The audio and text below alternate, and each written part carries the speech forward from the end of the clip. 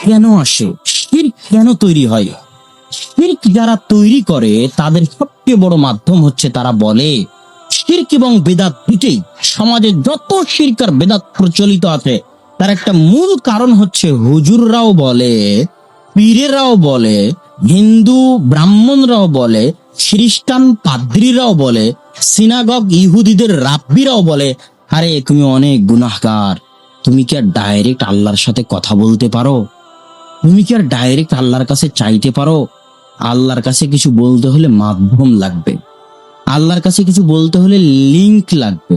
প্রধানমন্ত্রী হাসিনার সাথে কি ডাইরেক্ট যোগাযোগ করা যায়? মাধ্যম ধরা লাগে, ওয়াস্তা ধরা লাগে। এই জন্য আপনাদের এলাকায় দেখবেন যে হুজুরকে ডেকে নিয়ে আসা হবে দোয়া করানোর জন্য, আছে না নাই? জানাজার সালাত শেষ হয়ে যাবে, তারপরে কবরে গিয়ে যদি হুজুর দোয়া না করে তাহলে বলবে যে হুজুর ভালো না, হুজুর দোয়া করলো না। নাই এরকম আপনাদের এলাকায়? তো আমি আসতেছি লিংক ভাইয়ার কথায়, এখানে একটা কথা বলে নেই দোয়া সম্পর্কে, যে দোয়া করার সবচেয়ে বড় মাধ্যম হচ্ছে সালাত। রাসূল সাল্লাল্লাহু আলাইহি ওয়াসাল্লাম যখনই বিপদে পড়তেন তখনই বাদারা ইলা সালাহ, সালাতে দাঁড়িয়ে যেতেন। কিসের জন্য? দোয়া করার জন্য। সারা আলাইহা সালাতু ওয়াস সালাম যখন জালেম বাদশার কবলে বিপদে পড়লেন তখন উদ্ধারের জন্য সালাতে দাঁড়িয়ে গেলেন। কিসের জন্য? আল্লাহর কাছে দোয়া করার জন্য। আর বান্দা আল্লাহর সবচেয়ে নিকটবর্তী থাকে যখন সিজদায় থাকে। আর সালাত শব্দের শাব্দিক অর্থ হচ্ছে দোয়া। সালাত শব্দের শাব্দিক অর্থ কি? দোয়া। তাহলে আল্লাহু আকবার থেকে নিয়ে আসসালামু আলাইকুম ওয়া রাহমাতুল্লাহ পর্যন্ত সবই শুধু দোয়ার জায়গা। কিসের জায়গা? দোয়ার জায়গা। সালাম ফিরানোর আগে যত ইচ্ছা তত দোয়া করেন, সিজদায় গিয়ে দোয়া করেন, রুকুতে গিয়ে দোয়া করেন, দুই সিজদার মাঝে দোয়া করেন। এবার সালাম যখন ফিরলেন তখন কি শেষ হয়ে গেল? দোয়া শেষ হয়ে গেল। কি শেষ হয়ে গেল? দোয়া শেষ হয়ে গেল। এটা মাথায় রাখতে হবে। সালাত শেষ হলো মানে কি শেষ হয়ে গেল? দোয়া শেষ হয়ে গেল।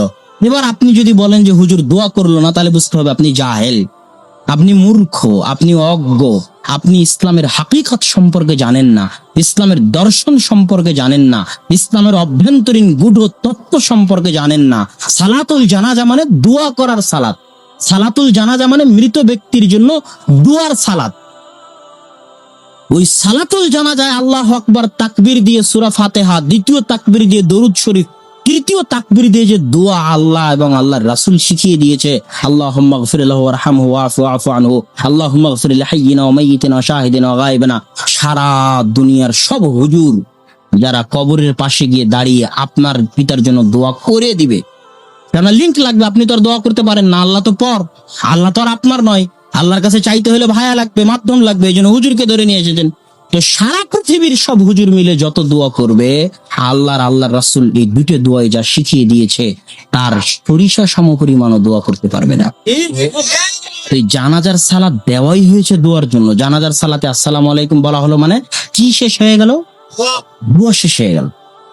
যত হাদিসের গ্রন্থ আছে, সুনানে আবু দাউদ, নাসাই, তিরমিজি, বুখারী, সালাম ফিরানোর পরে কি পড়তে হবে খুলে দেখেন। সালাম ফিরানোর পরে হচ্ছে জিকির, আজকার, তাসবিহ, তাহলিল।